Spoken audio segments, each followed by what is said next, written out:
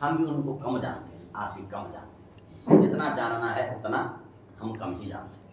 अब राधा तत्व पढ़ेंगे तो राधा तत्व में इतना डिटेल है, इतना डिटेल है, इतना डिटेल है कि आप बोलेंगे यार हमने तो राधा का एक अंश भी नहीं जाना।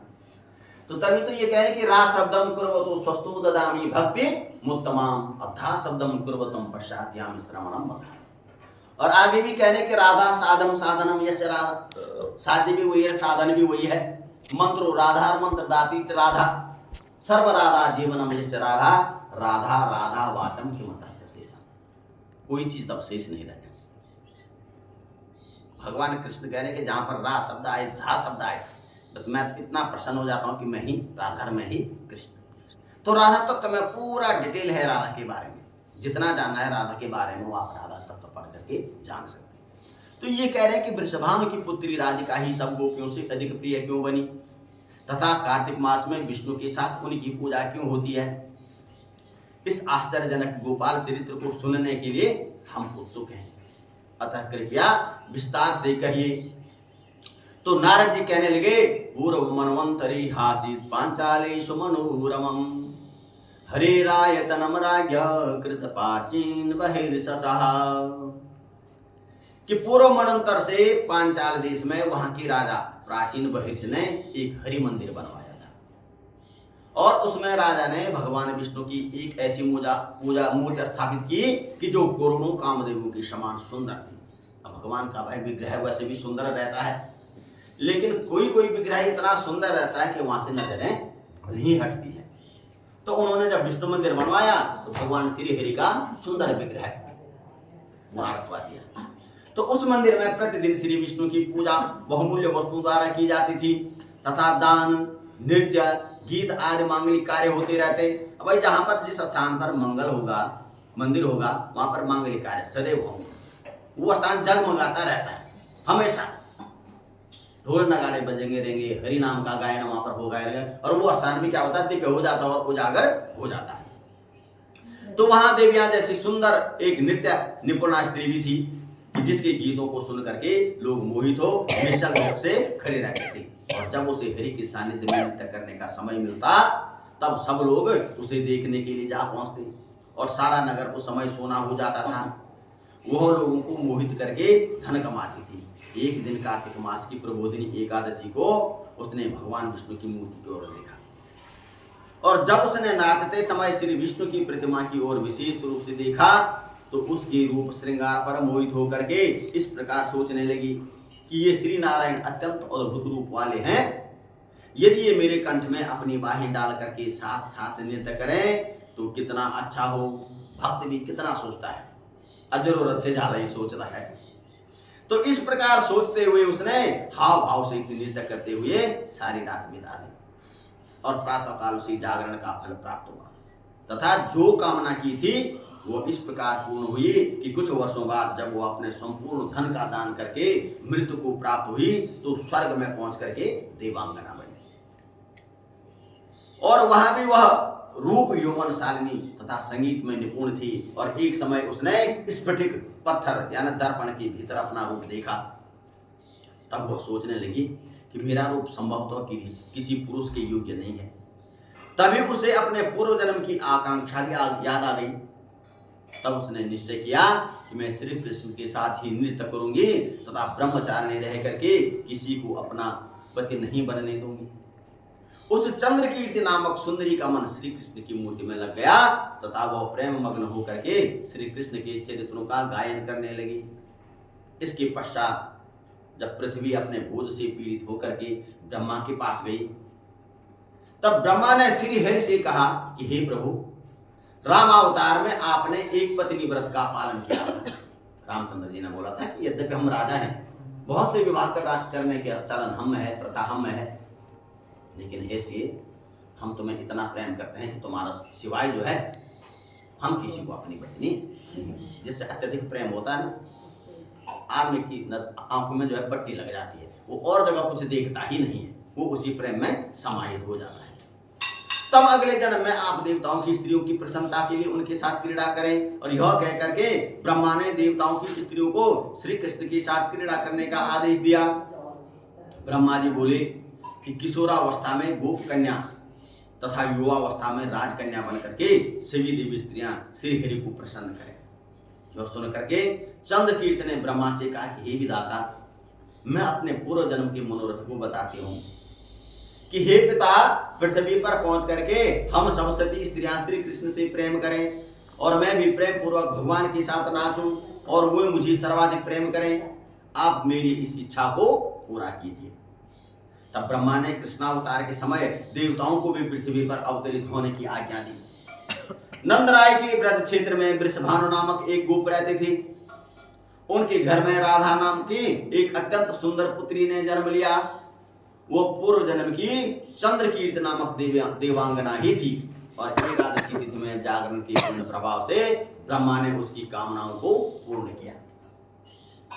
उसने ही राधा नाम से वृंदावन के रासोत्सव में अन्य गोपियों के साथ अद्भुत नृत्य किया और अनेक जन्मों से आकांक्षा रखने वाली उस राधा नामक अद्भुत गोपी ने श्री कृष्ण के साथ नृत्य करते हुए अपने जन्म को प्रदान किया। अतः राधा नामक वह गोपी अन्य गोपियों की तुलना में श्री हरि को अधिक प्रिय थी। इसी कारण वह कार्तिक मास में श्री दामोदर के साथ विशेष पूजनीय है।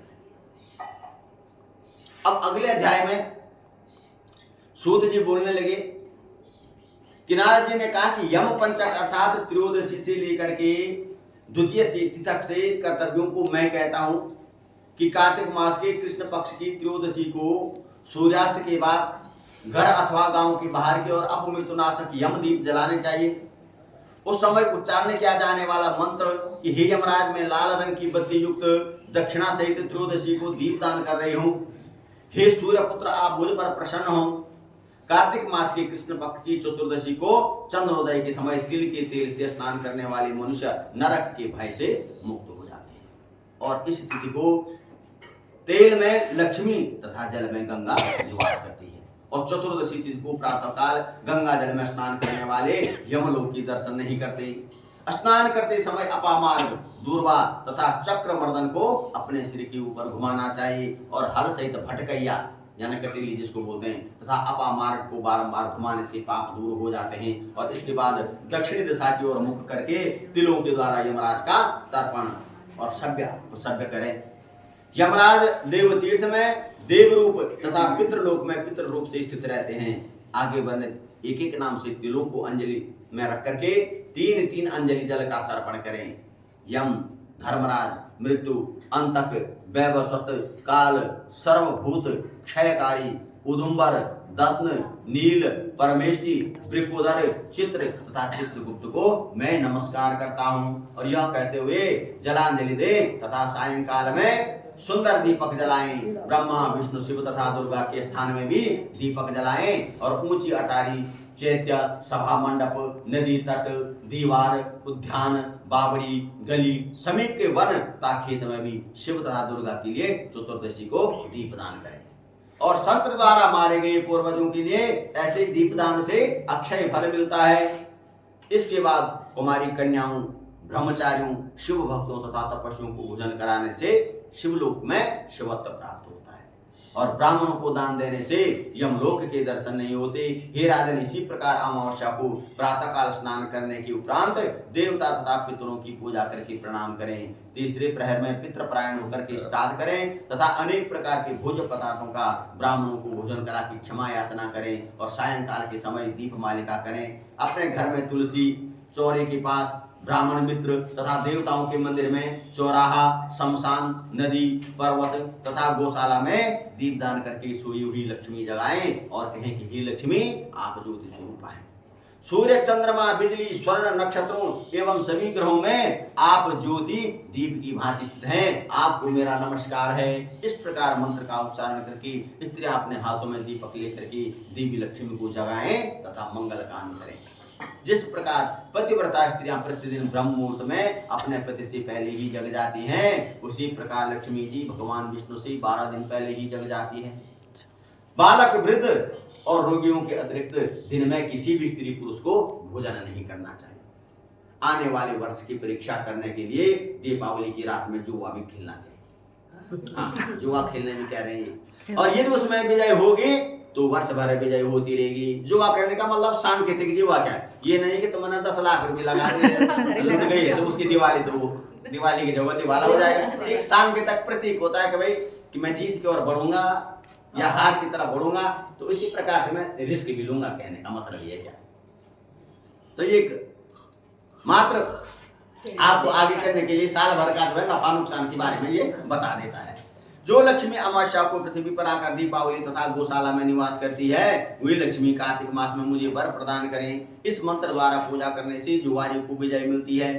एक समय शिव और पार्वती जुआ खेल रहे थे और उसमें लक्ष्मी पूजन के प्रभाव से पार्वती ने विजय प्राप्त की थी। और अमावस्या की अर्धरात्रि में लक्ष्मी घर घर में घूमती है, और तो उस दिन अपने घर को धूप दीप तथा जन्मोत्सव, शुद्धता, धवलता एवं पुष्पमाला से सुशोभित करना चाहिए।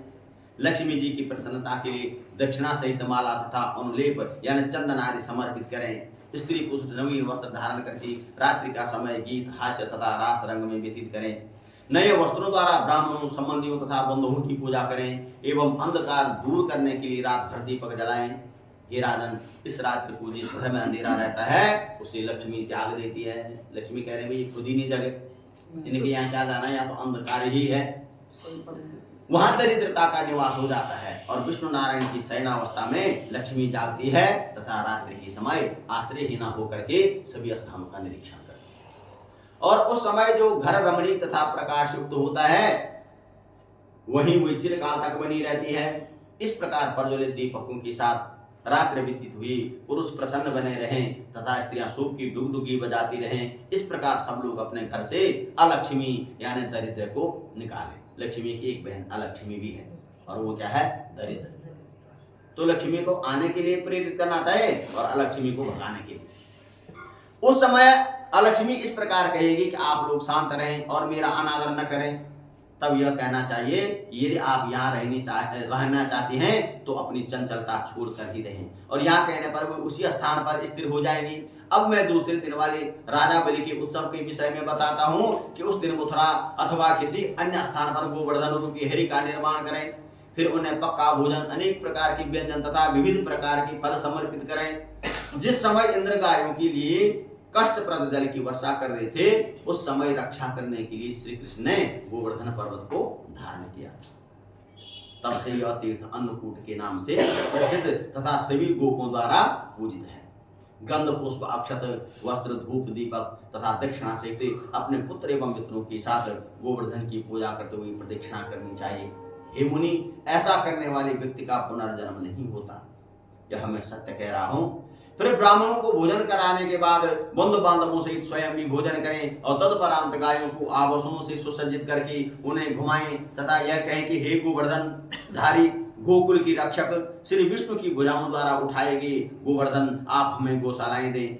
लक्ष्मी जी सभी लोकपालों सहित गायों के रूप में स्थित रहें। गायें हमें यज्ञ के लिए घी देती हैं तथा पापों को नष्ट करती हैं। ऐसी गायें सदैव मेरे आगे पीछे बनी रहें, वे मेरे हृदय में रहें तथा मैं उनके मध्य में बना रहूं। सबके लिए हित कर पवित्र पुण्य की राशि गायें 3 लोगों की माताएं हैं और वही मेरे द्वारा दिए गए ग्रासकों को ग्रहण करें।